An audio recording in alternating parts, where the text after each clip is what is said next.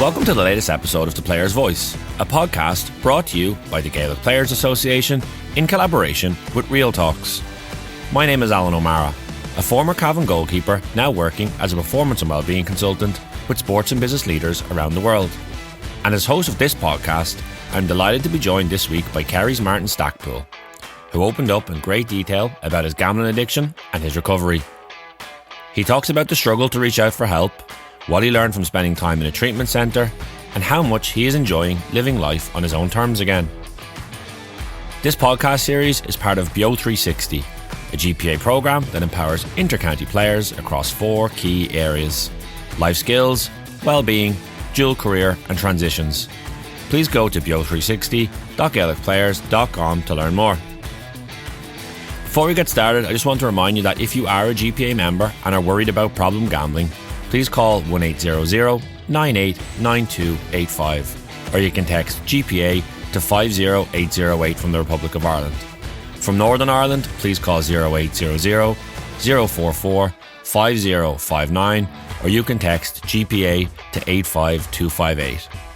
If you aren't a GPA member and do need support, please check out gamblersanonymous.ie or problemgambling.ie. But for now, please enjoy this incredible episode of The Players' Voice with Martin Stackpoole.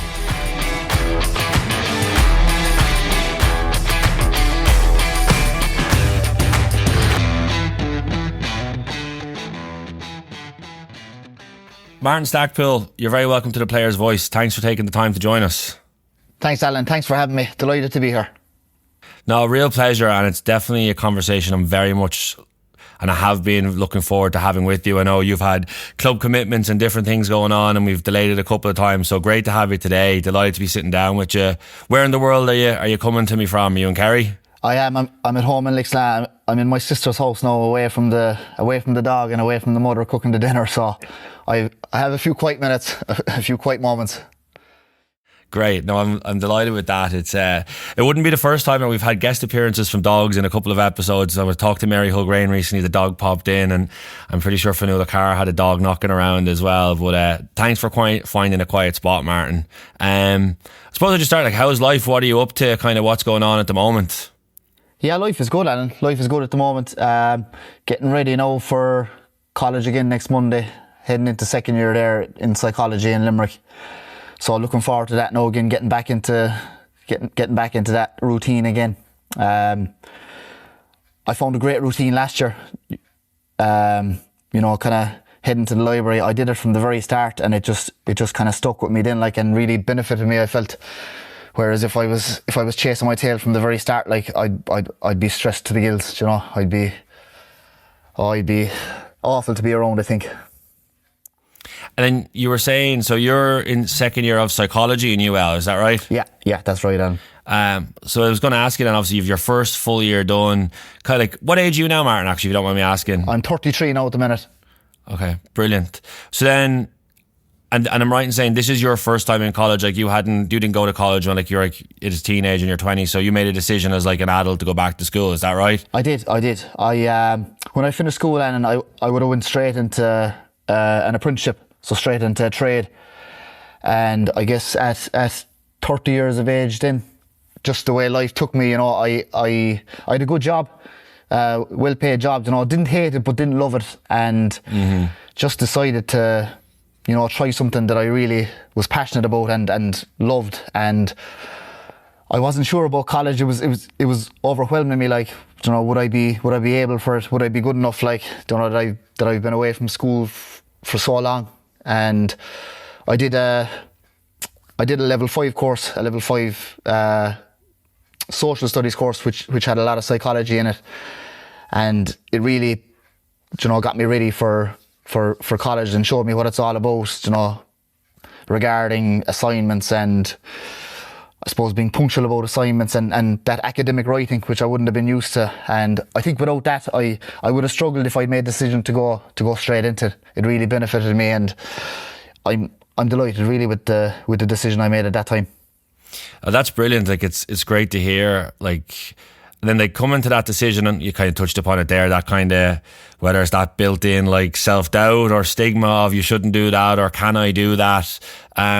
Was that something you navigated yourself at the time, Martin? Like, were you talking to people about it, kind of exploring it before you went and did the level 5, or was it kind of something you decided that you wanted to do for yourself? I spoke to a good few people about Alan, because, like you said there, you can be your own self-critic at times, you know, and you can catastrophize things in your head, you know. You can, you know, really, really doubt yourself and just think the worst. And I guess when you speak to, you know, a few people about it, they'll lay their cards on the table and, you know, tell you as it is, and, you know, they all can't be wrong. You know, and it's just kind of stepping stones, really. Like, I think the level 5 was the right thing to do. I think it was a bit early, especially I was in early recovery at the time, you know, to be jumping into college and these assignments and, you know, this big college that I wasn't used to, and, you know, it could have overwhelmed me, like, and, you know, put me on the back foot. So slow and steady kind of wins the race, really, and that's the way I did it. And what was it like then to find yourself kind of back sitting in that classroom with your notebook out in front of you? I'm sure you're on a laptop with notes. Like, was it a kind of a strange experience to find yourself back or just in that world? It was strange. It was something new to me. Now, in fairness, there was a couple of more mature students, and we're kind of hanging together, you know. We're kind of pulling each other along, but you know, the young crowd are great as well, like the 17, 18, 19 year olds, you know, they're highly intelligent, like, but they're you know, they're a great help as well.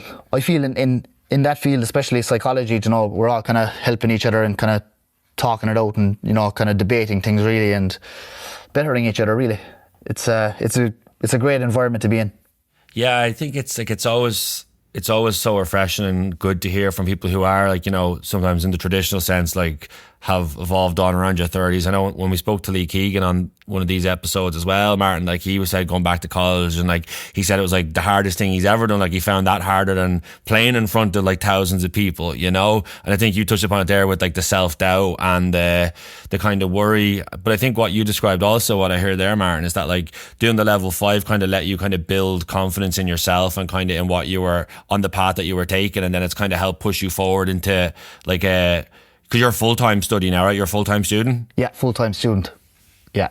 Like, there was, I guess, a couple of awkward conversations, probably awkward on my behalf, you know, when you meet lads you haven't met in a while, and they're asking, you know, are you still working in this place or that place? And you're like, I'm going back to college, and they're kind of looking at you, you know, you're, what age are you? You know, that kind of thing. But I was kind of very open-minded about it, like, and, you know, I guess I can't change what anyone else thinks, and, you know, it doesn't really matter at the end of the day. You know, it matters what I want to do and what I think, really. So tell us a little bit then about that decision. I know, look, you've touched upon it. You just mentioned earlier that you were in recovery at the time. Like, tell us a little bit about the kind of driver of, I suppose, that decision to go back to college, to explore psychology, kind of what was as a life goal or as a career path or whatever it is, like, what was drawing you to kind of pivot and go down that path, so that when you have those conversations in the street and someone looks at like you've got 5 heads, or that you're mental, that, like, you know the answer. Like, what was kind of driving that decision for you then? I guess as I just touched on, I was in early recovery from compulsive gambling. You know, I had looked for help, you know, and attended a treatment centre, and God, it was the best thing I've ever done. You know, the best thing I've ever done. I learned so much about myself and, you know, my behaviours and, you know, why I did what I did, and I suppose about addiction in general. And, you know, God, the people inside there, like, were amazing, you know, to watch. Like, I suppose how well they were. A lot of them were in recovery themselves, you know, the people working there, and, you know, they were just so well, you know, and I wanted that, like, and you know, that's a constant goal for me. And then, you know, just helping people. Like, I know it's a huge thing out there, you know, gambling and addiction. And I feel with my experience, my life experience of it, you know, I can identify with a lot of people. They can identify with me, and, you know, I want to get them out of that, you know, that dark place that you can get yourself into, and, you know, all the trouble and all that, you know, that hole that you feel you just can't dig your way out of. You know, there is light, like, there is avenues, there is steps out of it.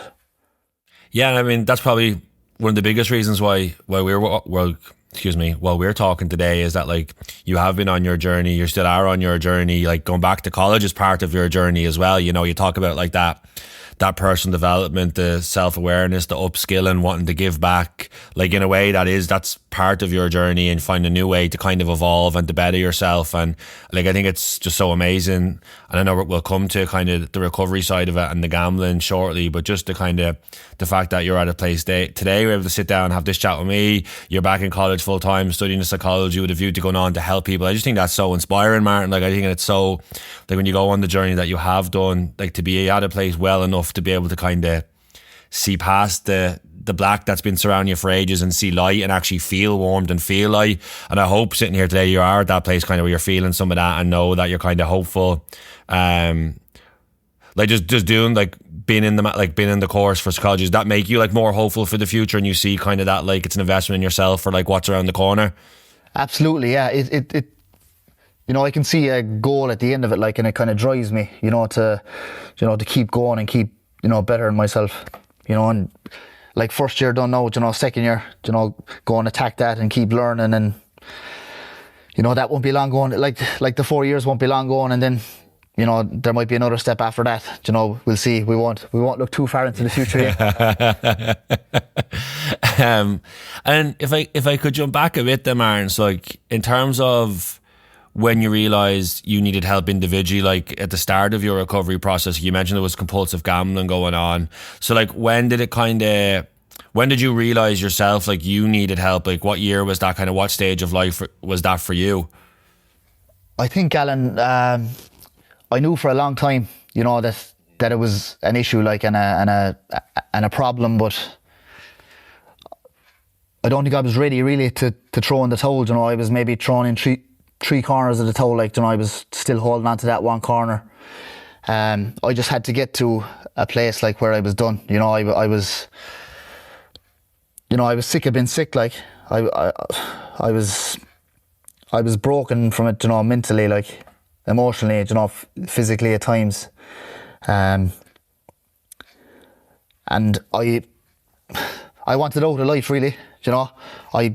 I couldn't see myself not gambling. It just had a stranglehold on me. Like it was in control. I was not in control. Like and my life was unmanageable. I just got the courage. I just got the courage one day to ask for help. I just sent a WhatsApp message to a member of staff there with the GPA, and avenues started to open, things started to happen, and look today, like I've a fantastic life, and I could never envisage that. Like it's incredible. Like obviously that, like you said, you did find that courage to reach out for help, and I think you kind of alluded to it there, Martin, that like often people like will bounce around kind of in the struggle and in the blackness or in the darkness, but there's kind of a sense of needing to reach that like rock bottom or that kind of moment where the penny drops of okay, like I've got to do something to move forward here. Like literally just a couple weeks ago, like Mary Hilgrain talked about it from an addiction and a different point of view, like with regards to drugs and alcohol, and just hitting that moment one day. I've been like, I wonder what life would be like if I did stop drinking or I did stop taking drugs, and like you said there, like if there was compulsive gambling going on, was this over a period of years, Martin? Is that fair to say, kind of from what you're saying? Yeah, I think it'd be close to 20 years, Alan. I would have started very young, like. Okay. And that just was that like just the classic kind of start off with a little small bet with family or with friends, and then just kind of it built from there as you kind of got older? Yeah, that was it. I would have went to the bookies maybe 10, 11, 12, like with my father. He would have been going in there kind of as a social kind of element, meeting my uncles inside there and his friends, and it just, I used to use the phrase that I fell in love with it, like, but I've learned since, like, that if you love something, it shouldn't destroy your life like that. But and I kind of glamorized it, really, it's I guess, like, I've done so much work on myself, in the treatment centre, and since, regarding going back to childhood and stuff. It was an escape for me. It was an escape. It was an emotional problem rather than a financial problem, even though there was obviously lots of money involved.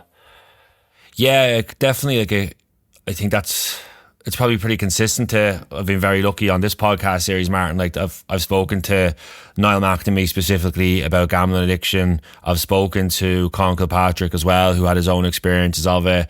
And there is usually those, like, it starts off with like that, I suppose, the innocence or like the little buzz or the little hit. And then in terms of, it becomes more of, it's an emotional escape, I think, is something Niall McNamee would have said when we spoke to him, you know. And I suppose, like, without kind of getting into the weeds of kind of, you know, the gambling and the level of it, and because I don't think we need to talk about that, Martin. Like, what I was curious about, and let's say there's someone listening to this, be it another player or just someone else that's sitting at home now with, maybe they have a partner with addiction, or maybe they're struggling themselves. When you're going through that chaos and you kind of start getting a sense of, I think I do need a bit of help, or I could maybe get help here. What's the barriers at that point in terms of, like, you know, what's stopping you from when those ideas or those thoughts start presenting themselves of maybe I should get help? Like, what squashes that, or what was the barrier on that for you in that window, if that makes sense? Yeah, it does. My ego would have been the barrier, definitely, Alan. Do you know what? I would have seen it as a weakness. I didn't want people to know that I was struggling with this, and because I had, I suppose, formed this identity, like, of you know, a hurler. Like, I suppose down here in North Kerry, you know, there's just a small pocket of clubs, like, and, you know, we'd be all known around the place. And like, whenever my name is mentioned, you know, oh, he's the goalie, he's the Kerry goalie, that kind of thing. Like, and I thought that would destroy that. You know, I guess the hurling kept me going as well. You know, it had me something to live for, really. You know, I had that other side, even though I was living a double life. You know, this one on the side was going well, like, most of the time, the hurling. But it was my ego that stopped. It was my ego that stopped me. Like, I remember, like, when I look back, you know, losing money in the bookies or online, you know, there's kind of maybe a gap of, you know, maybe 20 minutes when you're promising yourself and you're, you know, swearing to God, like, that I'll never do this again. You know, I'll never do this again. You know, why do I do this? And, like, you might have a message wrote out to someone or something, but I never sent it. You know, I never sent it. You know, and that could have broke the link in that chain. You know, it might not, but I never sent it. You know, and like 15, 20 minutes later, I'm back looking for money again, or to go again, or looking at tomorrow's racing or something like that. You know, when I look back, there was windows, you know, where there was a chance, I suppose, to kind of let someone else in, you know, because it was so kind of secretive, really. And that's because you mentioned ego there, Martin, and then obviously, like, the athletic identity part of you, and that sense of being known or having a perception of how you're meant to present as, like, you know, a leader or tough. Like, it's ultimately, like, some of that athletic side or the athletic identity side of you is kind of stopping you from being the kind of vulnerable, asking for help, and it's that kind of almost like a push-pull going on between them, to a point where, and again, correct me if I'm wrong here, where, like, the little ball's bouncing over and back, where the two voices are going at it, and then you kind of just step back into the cycle that you just came out of and do it again. Like, is that kind of what was happening? Yeah, absolutely. You explained it perfectly there. Do you know, it's like, it was a rerun every day. Same thing was happening. You know, same thing was happening. I just couldn't get out of it, and it just, you know, a day turns into a week turns into a month. You know, months turn into years, and, you know, it never gets better. You know, it just keeps getting worse. How do you, like, when you reflect back on that time as a whole, like, how do you like, what do you remember of it, or kind of what was, like, your feelings around kind of yourself, and kind of when you look back on that time to try and, like, summarize it for, I suppose, for yourself, but also for anyone who's listening, trying to understand that kind of spell of life when you're in addiction, and when, like you described earlier, like, when it has its full grip, never mind around you, like, it's on your throat and it won't let go. You know, I was always chasing something. You know, I thought it was money, like, and financial figures, you know, and, you know, I guess it was in a sense, but I guess when I look deeper, like, it was, you know, I suppose I felt useless myself, you know, that I was no good, and, you know, self-worth and self-esteem very low, like, and I thought if, you know, I'd all this money like that, you know, I'd have loads of friends, like, and, you know, often there are nights, like, I'd go into, we'll say, the local bar, like, you know, with wads of money, and buy loads of people drink, like, just so they'd like me, you know, that kind of thing, like. That's what I was chasing, you know, and it's artificial validation, really, you know, for yourself, because it only lasts, you know, a short period of time, and, you're looking for it again. You're just trying to fill this hole inside you, which can't be done that way. Like, yeah, and I think sometimes as well, like when that kind of like that holes inside you is how you described it. Like, you go chasing, say, there's the money aspect of it or that, and then it's like external approval of others or external or material things, and you kind of like you think, or sometimes the world tells us that that'll fill that gap too, like in terms of marketing and commercialism and all that kind of stuff. And then tell us a little bit about when that starts changing then. So obviously I know you've mentioned already you go to treatment, so kind of when does that take place? And then I suppose what's it like to enter a situation where people are now putting the mirror in front of your face to try and find answers here, rather than jumping away from it or jumping into a bookies or online or kind of however you were doing things for the previous period of time? Yeah, I guess the lead up to the treatment centre and when I asked for help, Alan, was it was a dark time. Like it was all online at that time. I had given the perception to people like that I was off gambling, for years, like. But so you would stop going to the bookies and stuff, like in terms of like, I'm not in there, so I'm not gambling. Is that what was going on? More or less, it would have been like 90% will say online, and maybe a small bit in bookies, but they wouldn't be local. I didn't mind driving miles to kind of different bookies where they wouldn't know me, and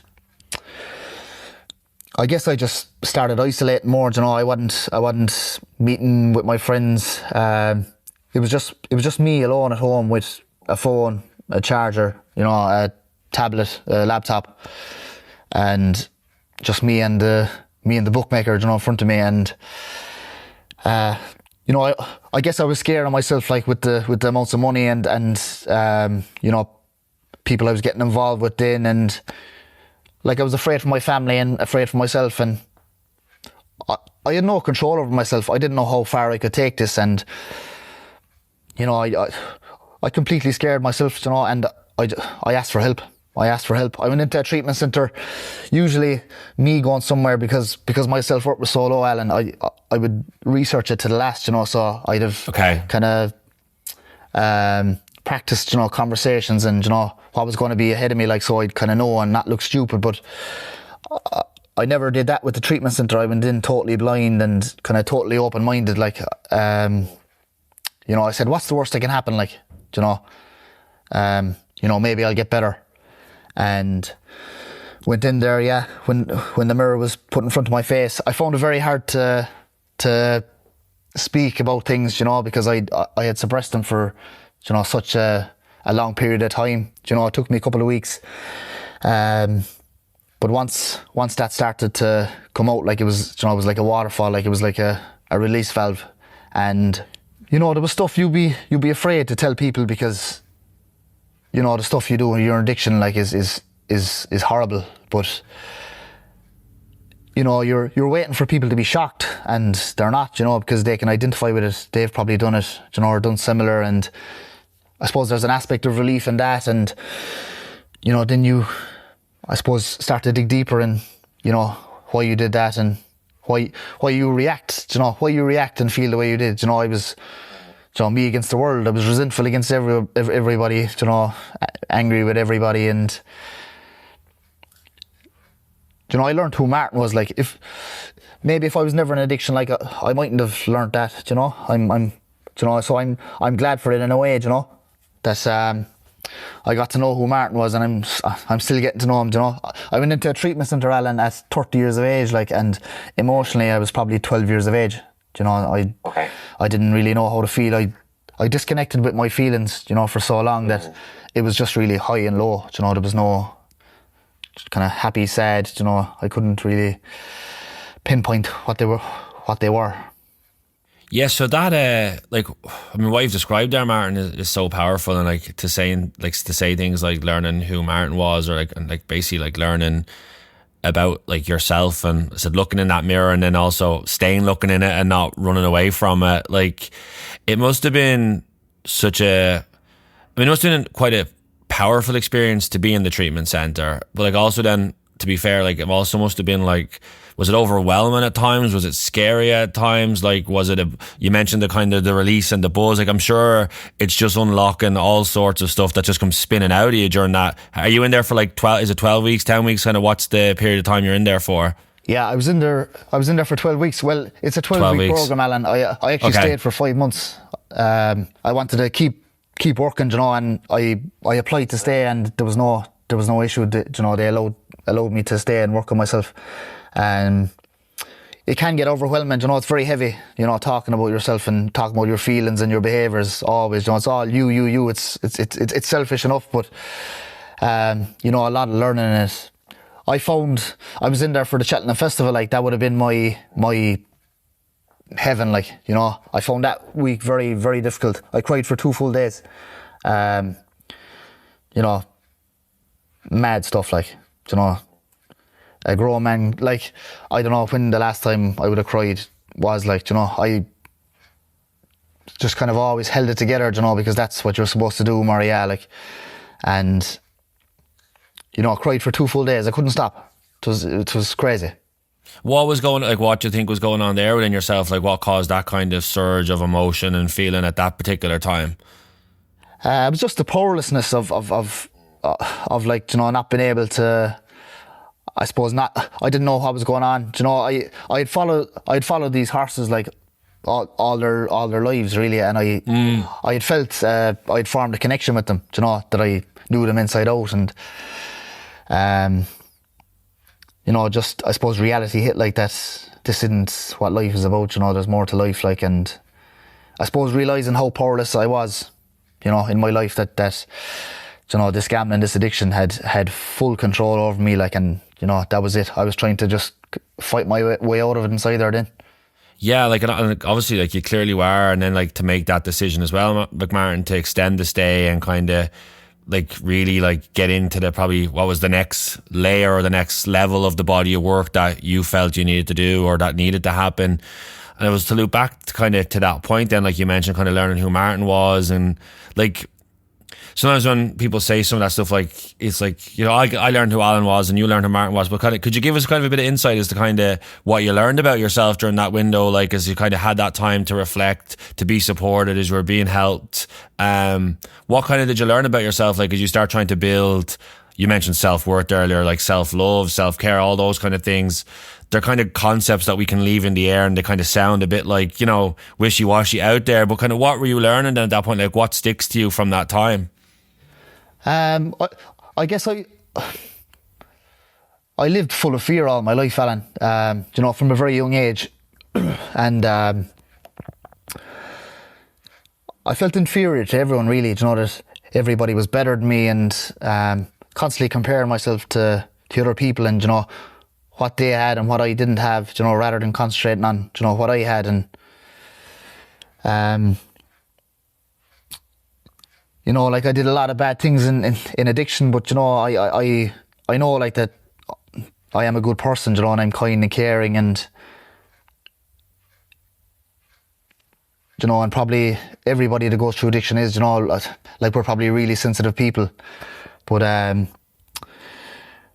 just learned, you know, that I'm a good person, you know. It like, it was this addiction, you know, not you know, throwing that card, like, you know, you know, passing the blame or anything like that. Like, you know, I take full responsibility for everything I did, like, and you know, I'll take the consequences, you know, suffer the consequences. But you know, I guess I learned, you know, what triggered me as well over a period of time. You know, certain moments in life can trigger you, like, and bring you straight back to being that you know, full of fear child. And I guess my awareness, you know, really grew around that. And when you're aware of something and understand it, then, you know, you can take steps to, like, better yourself in those situations. You know, it's very easy to, I suppose, begin to fix something when you understand why. You know, whereas I never did. I just reacted, you know, before. Whereas now I'm kind of proactive in my steps. No, it's like, there's such power in that, and like, it, you know, it makes me think of like in my life, my day-to-day work, Martin, like, well, I would often try and like help athletes and coaches and teams develop like self-awareness. And again, it's one of those phrases, you know, you keep it like, it can be in the clouds and kind of everyone says, yeah, well, you have it or you don't or whatever. But like, these are all skills that can be developed. And like, as you're talking there, I think of like, there's a little triangle that I always use, and it's just like thoughts, feelings, actions. And it's like, you know, what am I thinking? How does that make me feel? And then like, basically, what action am I going to take? Because like, that's the kind of the choice bit as you kind of get better at that triangle. And like, when I listen to you describe there, like sometimes like, you know, obviously an addiction, and if we don't have self-awareness, like we kind of react without even realizing like the reaction happens. But then it sounds like that time gives you an opportunity to kind of get more in tune with what's going on inside your head, then in terms of your heart, your soul, what you're feeling, and then it gives you kind of more power where you actually start getting ahead of things or getting to choose better decisions that are going to help you move forward, rather than maybe pre-treatment where you're making decisions or taking actions that throw you back into the roller coaster. You know what I mean? Yeah, absolutely. And like, I'm not claiming to be perfect, you know. I still react to situations, but I kind of see them for what they are now, and I'd say, you know, like, why did that happen? Why did you do that? You know, I can kind of you know, address it now. I'm aware of it, whereas I was totally unaware of it before.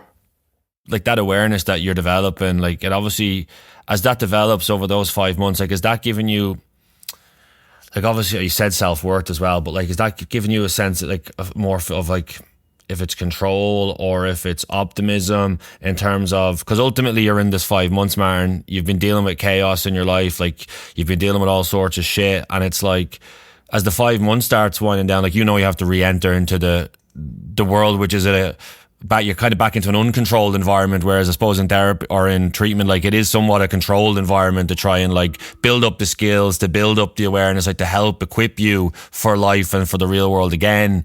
Where are you at mentally then, as you kind of start getting ready to step back outside into Kerry, into your home, into your town, into your friends, into your family, and like work or whatever it was, towards like the end of that 5 months? What's going on there at that point? I suppose a small bit of fear, you know. Like, in fairness, you're in a bubble inside there, you know. There's no phone, you know, no TV, like you don't know what's going on in the world. Like, you're working on yourself, really, you know, and you're with people who are working on themselves, and you're all kind of working together. It's you know, we can all identify with each other, and you're going out into the big bad world then.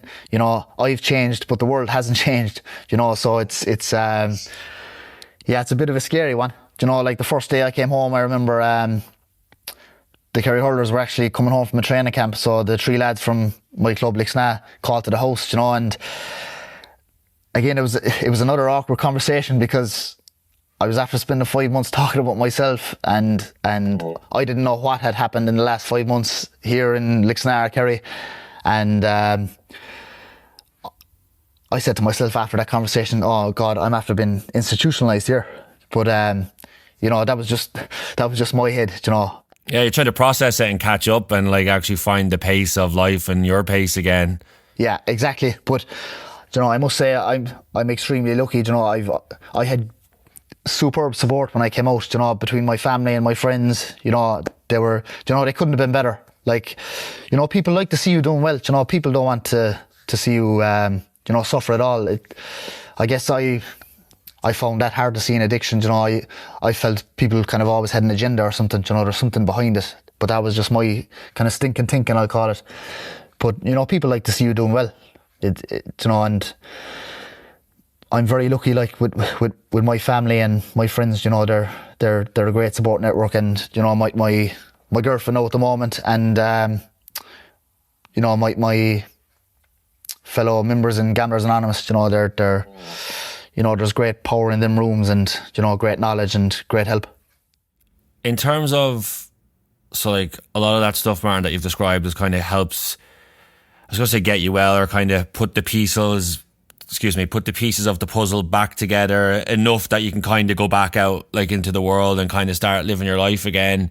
What's it like then? So you kind of have those, let's call them like some basic skills, or you kind of have that that foundation put back together. And what's it like then as, you know, the world starts throwing curveballs? Is there challenges, setbacks kind of what's different for you in that period of time, maybe as to previously when you are struggling? I guess the one big difference, Alan, would be communication. Whenever anything happened before, I would just try and deal with it on my own, or just suppress it, forget about it. Yes. Now, like, I'm not immune to problems and stresses of life, but I can speak about them. I'm not afraid of today. I see it. I used to see it as a weakness. I used to see all these things as weaknesses, but everybody goes through stuff. You have to, and you can't deal with everything on your own. So I guess communication and connection with people would be the two things. Connection with people. Just picking up the phone, or even if you meet them, just saying it to them. It's there's great power in just speaking about it. It takes a weight off your shoulders. I know it's a cliche, like, but there is huge relief in it, like. No, and like most times when it's a cliche, like it's usually a cliche because it's probably true, and like it makes me think as well, like earlier parts of my journey when I went to the GPA, and like we kind of entered similar ways and got similar supports. Like you kind of feel like, especially I think as a young male, especially I think if sports involved, that like you kind of feel like any articulation is a weakness you mentioned earlier. And like I remember thinking that like if I told my family and friends that like this stuff would like destroy the relationship, or they wouldn't want to know me, but kind of as you start those tough conversations, like the connection grows and comes stronger, and actually the relationships often become better and more supportive and more empowering. And sometimes along the way too, you might lose one or two people who do pull back or do bounce the other way, and that's but that's part of it, because it's kind of committing to the relationships and the people around you. And I think you said communication and connection. I think they're two like really important things that help, I suppose, get well, but also stay well, I think would be fair to say. Would you agree? Yeah, absolutely. And I guess I had to change a lot of things, like, people, places, things, like the people I hung around with, regarding horse racing especially, I just had to cut them off, like for my own benefit. I had to be selfish about it. Places I went, obviously not bookies, like, and kind of places I'd associate with gambling, and just the things I did, like I had to kind of change my routine.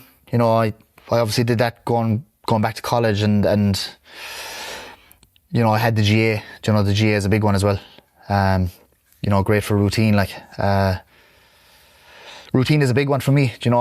I feel, if I'm off, or if I've loads of time, I don't know, it raises my anxiety or something. I like to be doing something. I like to have a routine set.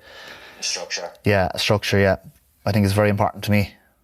Like when on the GA side of it, Martin, like when you were in the treatment centre, and then obviously when you come out of it and you re-engage with, if it was with your club or if it was with Kerry, like did your teammates kind of know what was going on, or why you'd kind of been missing in action and where you'd been, or did you kind of like, did you feel like it was going to be a stigma or a worry in your head about going back into a changing room, into that kind of male environment? Like what was the kind of lay of the land there when you kind of tried to reintegrate with hurling?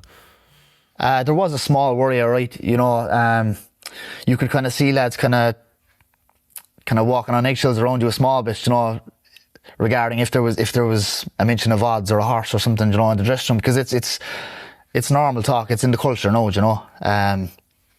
if it's mentioned, they'll kind of look over at you, like, see how you're reacting to it, so you're hyper aware of this situation. But no, I must say, like, my teammates were very good, I guess, like, I kind of disappeared off the face of the earth, really, to be honest with you. Like this, when I contacted the member of staff from the GPA, like I was in the treatment centre within, I think, 4 to 5 days, and I told my mother, I told my father, my sister, and my club manager and my county manager. That was it. And I said, don't tell anyone no until I'm gone. Like I didn't want people texting me, like, kind of feeling sorry for me, Of course.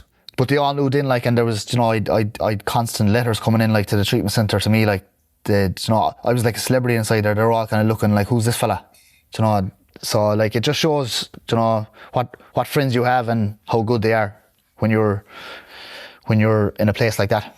Yeah, and I think the other thing I wanted to like to touch upon it, because kind of you mentioned there, like, so friends, and they step up and kind of some of that connection and communication improves, and then just by kind of having better relationships on a day-to-day can help like alleviate or help you kind of manage some stress, avoid some triggers, kind of deal with some challenges or setbacks. And then, but also I want to touch upon, like, in terms of the Gamblers Anonymous, in terms of something that, you know, like, and investing in something that helps you stay well, you know, and kind of keeping yourself in check, and kind of I think someone I know would describe it as, I just go in for a top up, like, it's just kind of maintenance. Is that something, like, is Gamblers Anonymous still like a regular experience for you? Is that something you still do in terms of your upkeep of well-being? Yeah, absolutely, religiously. You know, it's my maintenance, really. It's my medicine. Yes. You know, it's a wonderful program. It's like one fella describes it as, you know, a load of gamblers with gambling problems going into a room. Like, how does that work? Do you know? But it's powerful. Like, it's powerful. Do you know? It's a great avenue to have.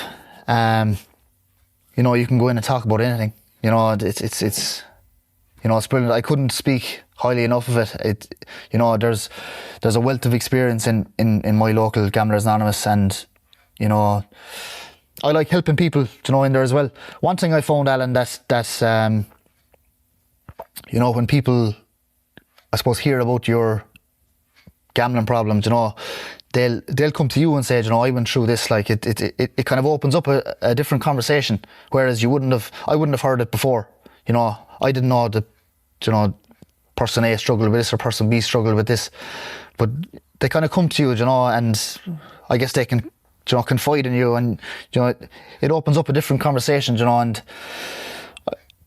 you know, I found, like, I'm not on social media now or anything, like, because I get lost in that now as well. So that was something that I another kind of step I took when I came out of treatment, you know, just get off all social media.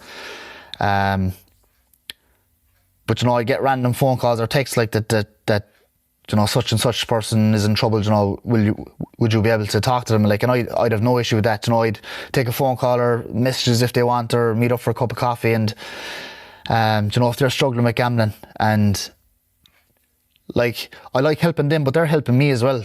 I don't think they see that, you know, like, they're helping me. And, like, there's a lot of it out there, Alan, you know, and it's just that, like, there is avenues and steps. Like, there is a way out, you know, no matter how far you've gone, you know, you're still alive. Like, you can still turn it around. Like, but I describe myself as a walking miracle, like, because I couldn't stay away from a bet for an hour, like, and now I'm over 2.5 years without a bet, you know. How does that make you feel when you say that, Martin? To be able to, I know it's like, you don't want to get bogged down in the numbers, and, like, I'm sure it's an ongoing thing, and it's every day, and all, like, I totally appreciate that. But for you to be sitting here today and be able to just throw out that kind of almost like nonchalantly, like, 2.5 years, like, how does that make you feel? Like, what does that mean to you? I'm proud of myself because of it. Yeah, I'm proud of myself. It's mad. It's mad. Like, when I look back at you know, when I was in active addiction, like, it's like a different person, you know. And, like, when I speak to my girlfriend about it now, you know, like, we'd have conversations about this, and she didn't really know me, you know, back then. Like, we knew of each other, but she can't believe, like, that I was like that. You know, she struggles to get her head around that I was that kind of person, you know. Like, my mother and sister say that everyone should go to this treatment centre because it just transforms you, you know? No, I think that it's just always, again, I know, like, going back to the very start of our conversation, Martin, like, we could have a 3-hour conversation about all the bad stuff that you did, or all the bets that you lost, and kind of all the chaos that surrounds, like, compulsive gambling and gambling addiction. And it's like, I think it's always so important, and more important, to talk about the journey out of it, and also to say, like, it's not like it's a clean journey that you enter in one door and within months, like, you leave out the other side, it's all goes well and rainbows and, like, sunshine. Like, sure, you said, like, there's days there where you're, like, holding back tears, where I'm sure, like, you want to punch the bed, punch the pillow, like, you're going through all that range of emotions. Like, it is important to acknowledge that it's recovery and, like, getting support and getting help. Like, it can be tough, but you can also get through that, you know. Like, people get through so much, and that, like, services like that are in place to help someone get out the other side, and to be in a place like you are today. And like it makes me think about, and what I was going to ask you, Martin, was like, you know, you say you get a call now where you get to sit down and talk to people who maybe are struggling, or someone said, would you talk to whoever, like person X or whatever, like kind of what, when in those conversations, when you sit down with someone for the first time, like what's a flavour of kind of like what you want them to leave knowing, or like what's that, like what are those conversations like to be in for you? I feel the identification like just changes the conversation, you know, like when they start telling you, you know, what they've done, and you know, like they're waiting for the shocked face as well, like, and I'm you know, I'm probably there nodding and saying I know, yeah, you know, I did that too. There's huge relief in it, like, and like I probably don't see it myself, but like people see, you know, see if you're doing well, you know, they can see by you, and like they can see that it works, and you know, like they might want a bit of that, you know, it's there for everyone. You know, it's there for everyone. And like, I know it's easy to say that, like, I knew I had an issue for a long time, like, and I, you know, I just wasn't ready. You know, maybe it's not some people's time, but, you know, like it will be at some stage. It will be at some stage. Like, as you said, my life has totally turned around. You know, like, today I'm a son, I'm a brother, I'm a student, you know, I'm a hurler, you know, I'm Martin, like, you know, I can be there for people. Like, I was never there before, unless I was trying to con someone or manipulate them, you know? Yeah. That's what makes me think about, Martin, as you're talking there too, is that, like, you know, when you sit down with someone and like kind of two words came to mind, is like acceptance and like compassion. Like when you're sitting down with someone, like I've been in your shoes and I know what that feels, because I think if it's a mental health thing, if it's an addiction thing, like usually the person who's sitting down has been beating themselves up for months, if not years anyway, and then sometimes it's easy to like load up, or I know when people, if it's someone close to you, like you can then want to vent your frustrations at that person and vent your experience of it, and that's all. I suppose both things can be true, but then like the actual getting to help and recovery is like having someone who can actually relate, like empathize, and just like accept what you're saying without kind of judgment, give compassion, and then basically just like help nudge someone forward into like the health services then, or the like the treatment services. And I think to have people like yourself who, they may just be, that might just be a cup of coffee in your day, or someone else is meeting you for an hour, but kind of being able to be that catalyst for change is so powerful, as just like as like a normal human in your day-to-day life to be able to do that. And then also like to that point, like I hope, and I'm pretty like, I know that this conversation today, when we put this out there, will do that in some small way for others, because, and I say that with confidence, because every time we've released them from a different player with a slightly, like everyone's experience is different, but also like there's similarities in them all. Like it helps people, like it helps people find support, it helps people reach out for help. I just think to have people like yourself, Martin, just to be able to open up and just talk about it quite casually like we have today, like I really appreciate it. And I suppose I was just going to ask you kind of before I pivot off it, like just in terms of anyone that is listening to this that is struggling, what kind of advice you would have for them, or if there was just anything in particular you would like to say. You know, people could be listening to this driving the car, they could be sitting out with headphones directly in their ears. Like if you had something or 30 seconds that you wanted to speak directly to those people, like what would you say? What comes to mind? I think just break the link, you know, like just have that conversation. You know, have that conversation. I know I know I'm making it sound easy, you know, it's a lot harder than that, and you know, I've been there, like it is hard. Like sometimes it's actually easier to tell a stranger, you know, like someone in your family, it's really difficult, you know, or a friend, you know, it's hugely daunting, you know, maybe a manager or a coach or a teacher, or, you know, someone at work.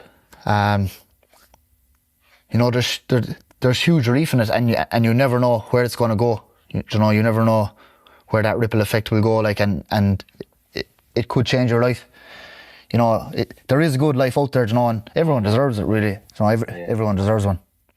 No, you said it can change your life, and I think it's important to repeat that, because it can. And I mean, ultimately, I'm fortunate to be talking to you today, because like it has changed your life. I can see, like, when you're talking about some of the stuff as we're talking, like smiles break out on your faces, like to feel pride in yourself having come from a place that you have. And I just really want to acknowledge that, Martin, you know. And like at the end, before and after this chat, like I'll put in the numbers for the GPAs.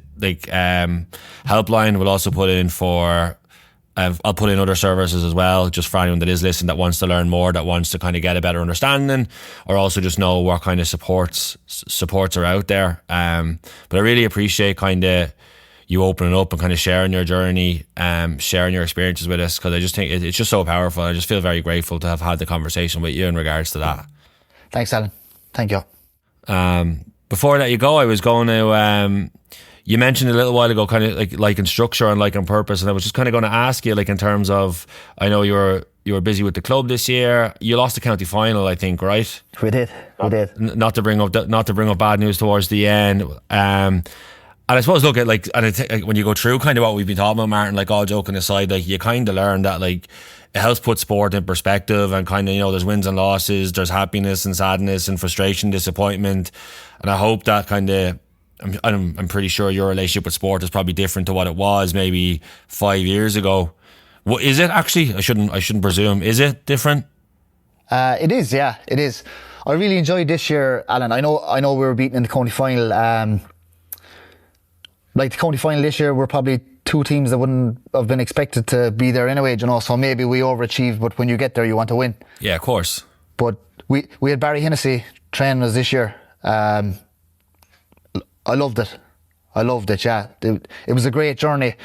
I'm kind of able to stand back as well now and kind of watch how the young fellas are getting on, and, you know, watch them developing. And I think we all enjoyed it this year. It was just an enjoyable year, you know. And brilliant. We're just back. We went back training last week for the North Kerry Championship now, so that'll be played over the next month. And I think we really formed a connection as a team this year, which had been missing maybe during COVID and stuff. You know, there was a lot of young guys, you know, coming into the senior setup, and, you know, we weren't allowed to use dressing rooms or anything like that. There was no kind of connection formed. There was kind of a little, you know, there was always kind of a wedge in between us. But it was a lot better this year. I know we didn't go all the way, but we definitely went on a good journey and developed as a team and as individuals, I think. Yeah, and it sounds like you were able to, like, experience kind of some of the joy and the connection of sport, but also I definitely pick up, again, please correct me if I'm wrong here, that, like, you felt comfortable being yourself in that training room and with the team, and kind of being Martin as a leader, or just as a teammate, and kind of trying to be a more, like, that kind of positive figure for others. Is that kind of what's going on there in your life as well at the moment? Yeah, absolutely, yeah. Like, I guess I'm playing with a long time now, like, you know, I've kind of been there, done that, most things, but yeah, you know, it's great to be, I suppose, probably one of the leaders in the club, you know. And even though we've a lot of them, you know, we're blessed with a lot of them, to be fair. You know, and we've great young fellas coming up, so, you know, hopefully we'll get back to another one and get over the line.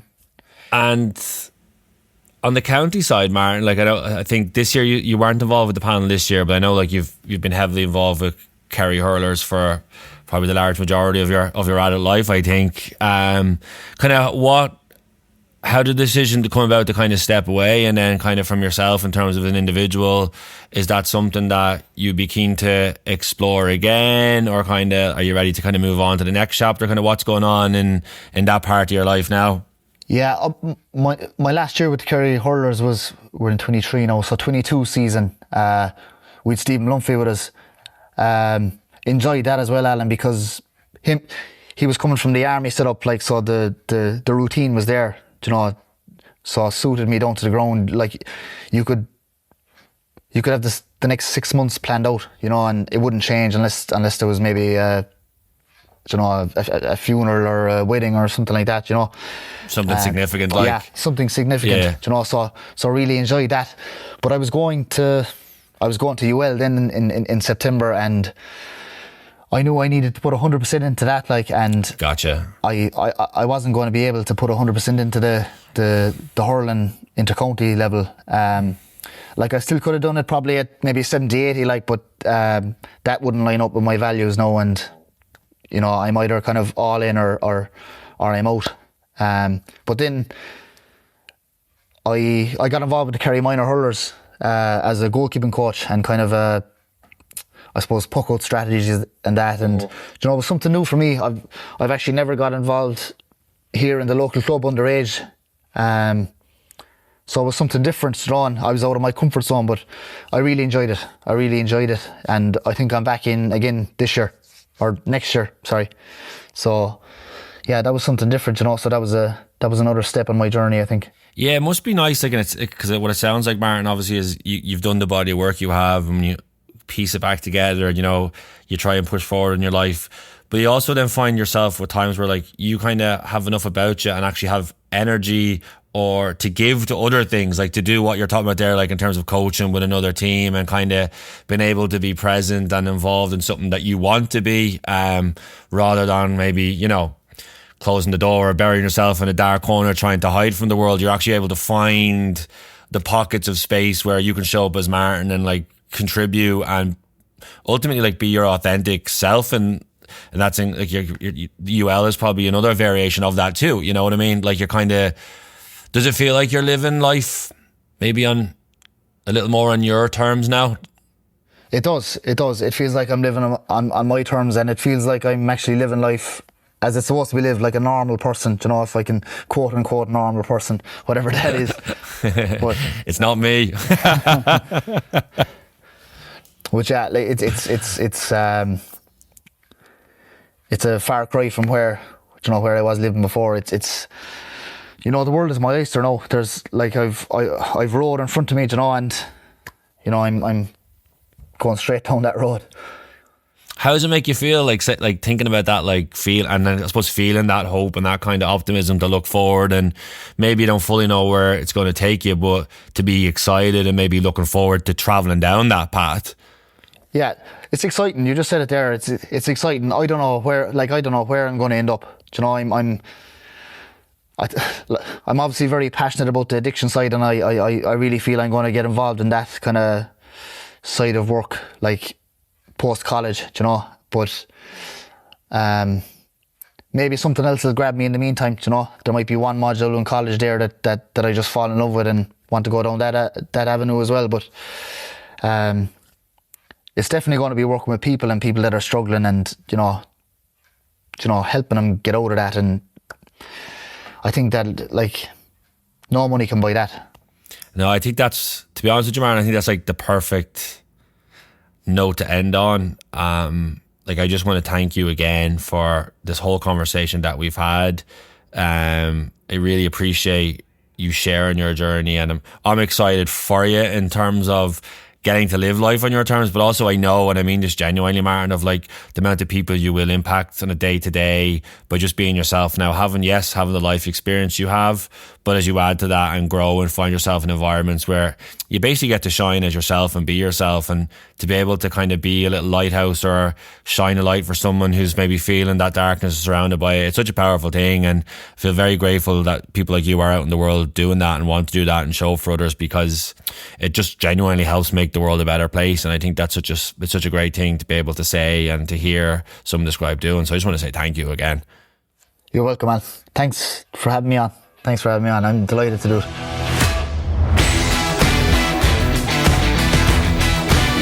Thanks for listening to the latest episode of The Player's Voice.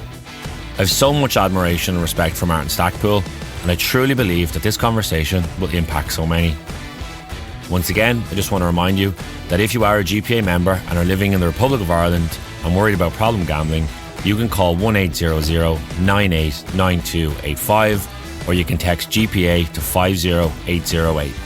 From Northern Ireland, please call 0800-044 5059 or text GPA to 85258. If you aren't a GPA member and need support, please check out gamblersanonymous.ie or problemgambling.ie. The Player's Voice is brought to you by the Gaelic Players Association in collaboration with Real Talks. To listen to previous episodes with the likes of Tom Parsons, Aisling Marr, Louise Galvin or Neil McManus, make sure to subscribe to the podcast by searching The Player's Voice on whatever platform you prefer.